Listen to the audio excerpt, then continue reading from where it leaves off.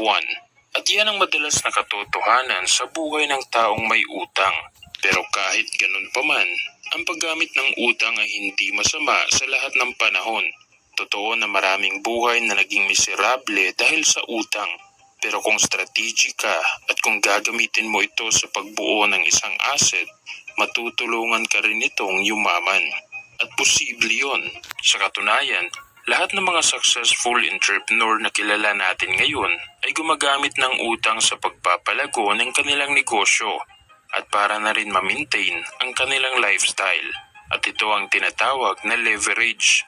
Sa halip na sarili mong pera ang gagamitin sa pagbuo ng isang asset, pera ng ibang tao ang iyong gagamiting kapital. Dahil sa halip na mag-iipon ka pa sa loob ng mahabang panahon, pwede mo nang simulan agad ang iyong business idea ngayon gamit ang pera ng ibang tao o ng mga bangko. At mamaya ibabahagi ko sa iyo kung bakit ang pinakamayamang tao sa kasaysayan ay gumagamit ng utang. At kung bakit hindi tumatanggap ng sahod si Elon Musk sa kanyang kumpanya na Tesla. At kung bakit mas pinili niyang gumamit ng utang sa pag-sustain ng kanyang lifestyle sa halip na sariling pera. Pero sa ngayon, hihimayin muna natin ang dalawang uri ng utang. Kung hindi mo pa ito alam, ang utang ay merong dalawang uri.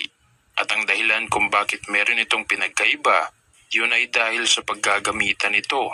Ang unang uri ng utang ay ang tinatawag na bad debt at ang pangalawa ay ang good debt. Ang konseptong ito ay una kong natutunan sa sikat na author at businessman na si Robert Kiyosaki. At ayon sa kanya, ang bad debt ay ang uri ng utang na nagpapahirap sa isang tao dahil ito yung utang na napupunta sa mga liabilities o mga bagay na bumababa ang value paglipas ng panahon, katulad ng mga gadget at sasakyan. At ang common na problema sa ganitong uri ng utang ay malaki ang iyong babayaran na interest. Ang good debt naman ay ang uri ng utang na magpapayaman sa isang tao o kung hindi man, at least meron ka pa rin kikitain na pera galing dito dahil sa halip na gagamitin mo ang pera sa iyong mga personal na pangangailangan, gagamitin mo ito sa pag-acquire at pagbuo ng isang asset na kapag na-handle mo ng maayos ay magbibigay sa iyo ng extra income. Para lalo pa nating mabibigyang linaw ang kahulugan ng good debt, gagawa tayo ng halimbawa. Gusto mong magtayo ng sarili mong negosyo. Meron ka ng produkto, business plan at marketing strategy. Pero ang problema ay kulang ang iyong kapital at ang halaga na kailangan mo ay 100,000 pesos. So ang ginawa mo ay nag-pitch ka ng iyong business idea sa iyong mga kakilala na potential investor. At pagkatapos mong mag-present ng iyong mga plano, nagustuhan ito ng isa mong kaibigan at nakumbinsi mo siya na magpahiram sa iyo ng pera. Nagkasundo kayo na babayaran mo siya sa loob ng 2 taon kasama ang interest. Tapos sinimulan mo agad ang iyong negosyo. Tinangkilik ito ng mga tao at naging profitable agad sa unang taon. Constant itong nagbibigay sa iyo ng income at patuloy pa ito na lumalago. At pagkatapos ng 2 taon, nabayaran mo na ang iyong kaibigan at patuloy lang sa paglago ang iyong negosyo. Nagsimula lang ang lahat sa ideya. Yung ideya mo na magsimula ng negosyo at ginamit mo bilang isang tool ang resources ng ibang tao sa pagbuo ng sarili mong asset. Pero mahalagang paalala na kailangan mo ring magdoble ingat sa paggamit ng utang. Kahit maganda itong tool, dapat ay una mong trabahuin ang iyong sarili para ma-handle mo ito ng maayos. Ang ibig kong sabihin, dapat ay meron kang disiplina sa paghawak ng pera at dapat ay meron ka ring skills katulad ng communication skill, leadership, negotiation, skill sa pagbebenta at skill na i-motivate ang sarili. Dahil kung sakaling nanghiram ka ng pera at ginamit mo itong kapital sa iyong negosyo, hindi ibig sabihin na okay na ang lahat at kusa ng lalago ang iyong negosyo.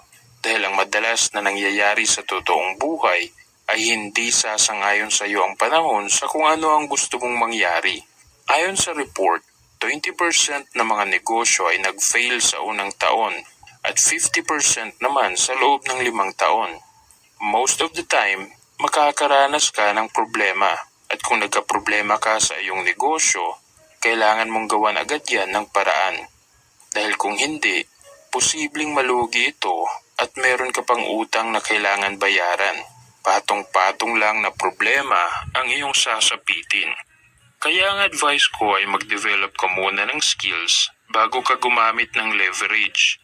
Dahil kapag meron kang skills, madali mo lang mahahanapan ng solusyon ang mga problema na darating sa iyong buhay, especially ang problema na related sa iyong finances.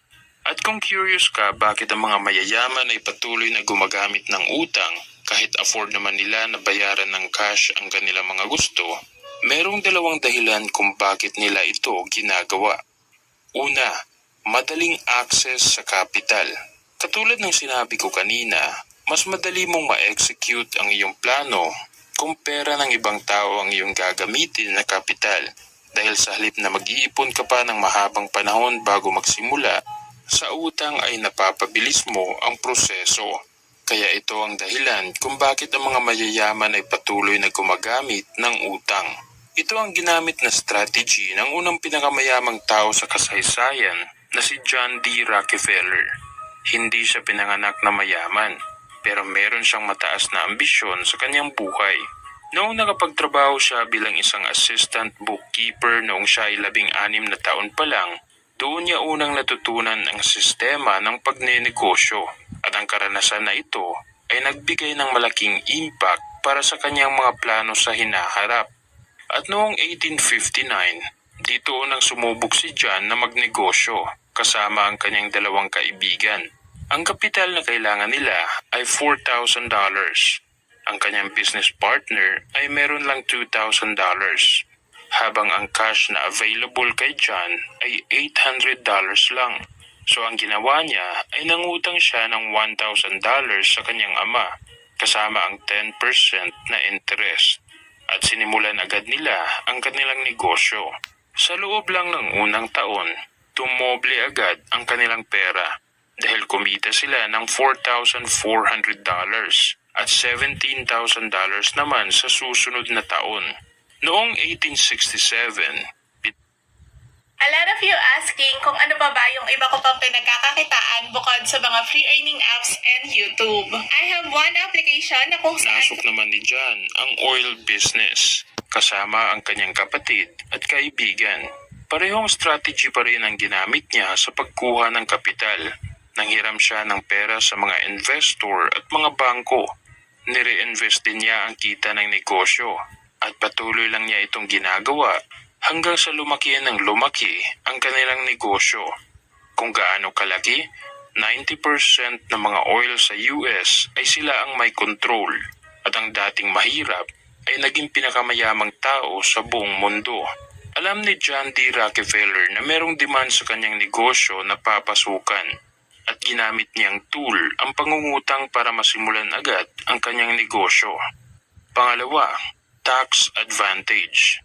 Alam nating lahat na kapag kumikita tayo ng pera, kailangan din nating magbayad ng tax o buwis. At siguro ay isa ito sa iniiwasan ng mga mayayaman.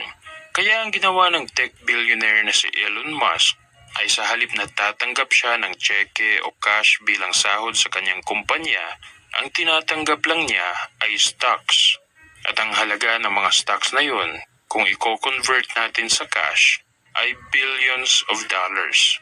So kung tinatanong mo ngayon, kung wala siyang sahod na natatanggap, paano siya gumagastos? At kung marami siyang stocks na ang halaga ay billions, bakit hindi niya ito binibenta? At diyan na pumapasok ang utang.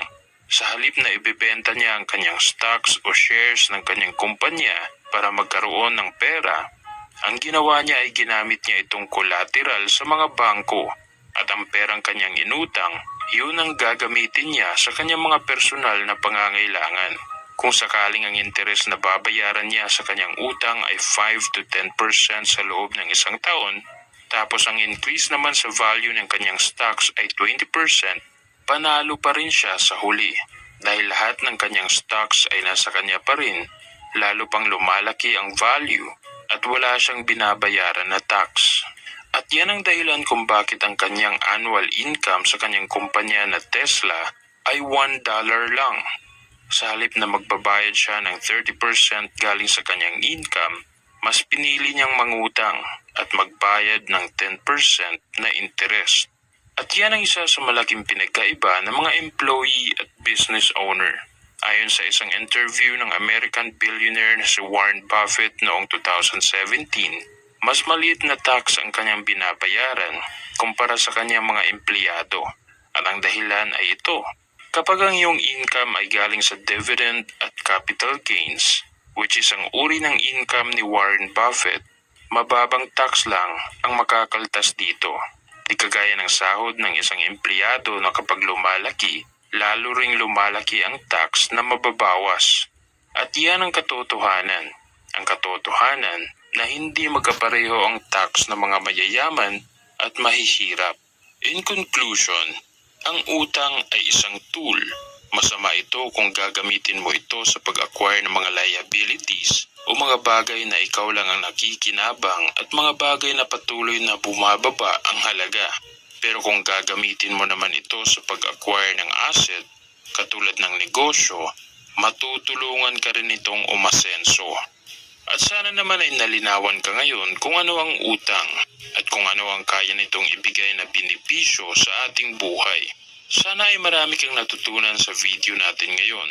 Huwag kalimutang mag-subscribe sa aming YouTube channel para lagi kang updated sa mga bago